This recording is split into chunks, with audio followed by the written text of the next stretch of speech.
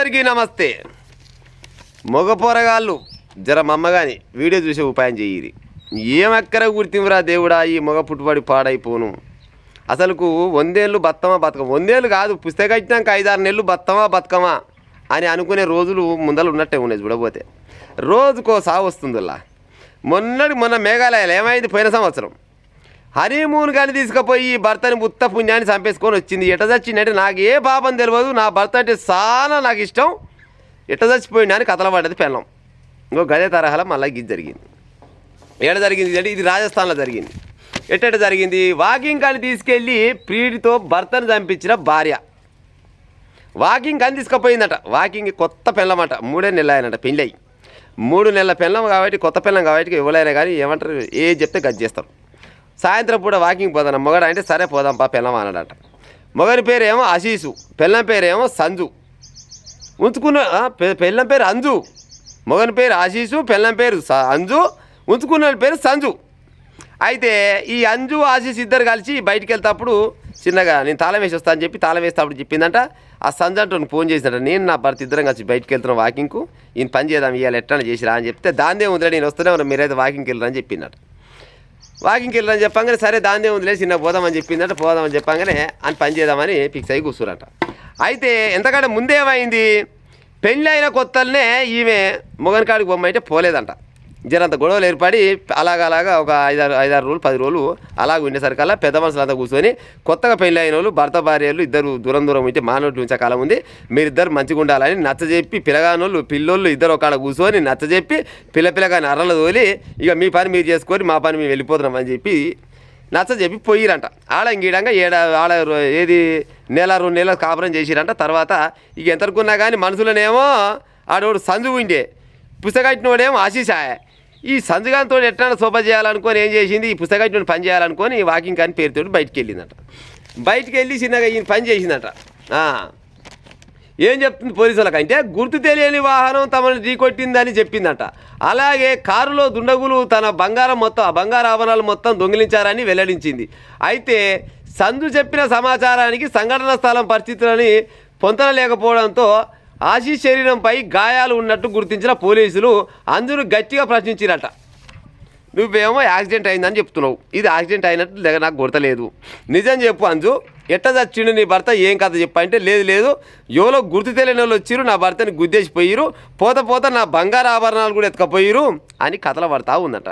Police వాళ్ళకి doubt మరీ వస్తుందంట, ఏంది ఈమె చెప్పేదానికి దీనికి అసలు పొంతన లేకుంటుందని చిన్నగా వాళ్ళ స్టైల్ వాళ్ళు అడిగిరంట. వాళ్ళు అడగగానే ఇక తప్పనట్టుంది అనుకొని, సార్ నాకు సంజు అంటంతో రంకు ఉంది, ఈ నా మొగని ఆశీష్ అంటోని ఈయన చంపుదామనే పేక్స్ అయినాం, వాకింగ్ పేరు కానీ తీసుకొని వచ్చినాం, వాకింగ్ పేరు కానీ తీసుకొని బయటకు వచ్చినా రాగానే నాడు ముంచుకున్నాడు వచ్చిండు వేసేసిపోయిండు అని చెప్పిందట.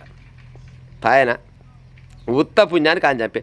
ఇప్పుడు ఆయన చంపేది ఎందుకు నీకు, ఈయన చంపే బదులు ఫస్ట్ నువ్వు ఎవరికైతే మరిగినవో ఆయనే పెళ్లి చేసుకొని పోతే ఎవడన్నా కొట్టిండా అంజు, నిన్ను ఎవడైనా కొట్టిండా ఎవడైనా తిట్టిండా, నాకు పలానోతో ప్రేమించినా ఆయన ఉంచుకున్నా ఆయనతోటే నాకు సంసారం బాగుంటుందనే ఆలోచన కనుక నీకు ఉంటే ఆయనే పెళ్లి చేసుకొని పోతామే. ఈయనంతా వీడు బతుకు కదా, లంగో దొంగ ఈ బతుకు కదా, ఉత్త పుణ్యానికి ఈయన చంపేస్తే ఈయన చంపేసి మళ్ళీ నాకు యాక్సిడెంట్ చేసిపోయిరు, నాకు ఏంది బంగారం ఎత్తుకపోయిరు, గంటీలు ఎత్తుకపోయిరు, గుండ్లు ఎత్తుకపోయిరు అని కథలు పడితే పోలీసు వాళ్ళు ఊరుకుంటారా? ఇగో క్లియర్గా ఇచ్చాడు. ప్రియుడితో కలిసి గొంతు నిలివేసిందంట.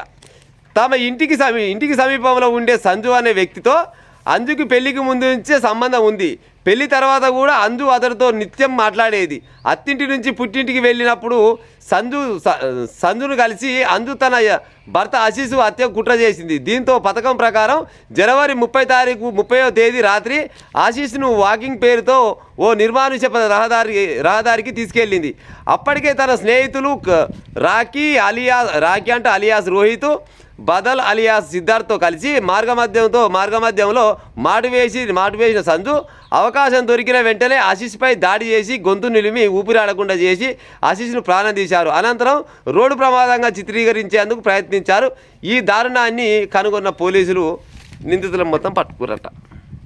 పోలీసు వాళ్ళు తలుచుకుంటే ఏది ఎక్కడ పోతుంది ఎమ్మడి దొరుకుతుంది. కానీ సరే పోలీసు వాళ్ళు అంటే పట్టుకోరు, ఓకే, పోలీసు వాళ్ళకి సెల్యూట్. కానీ ఇప్పుడు ఈ అంజు అనే అజ్జగారిది ఏం చేయాలి, ఒకవేళ పెళ్లి చేసుకున్నావు, పెళ్లి చేసుకున్నాక కూడా మొగడు నీకు నచ్చలేదు, 3 నెలల సరే చేసిరాము, 3 ఏళ్ళ కాపురం చేసిరు, 4 ఏళ్ళ కాపురం చేసిరు, ఓ పిల్లలు అయితే లేరు, లేకపోతే కొడుతుండు తాగుతుండు తంతుండు అట్నో ఇట్లా అంటే ఏ పాడైపోయి నేను నాకు సెట్ కాదురా నాయన ఈ నాలుగు ఇంత నాకేమక్క అనుకొని వెళ్ళిపోయిందంటే అదో లెక్క అనుకుంటారు.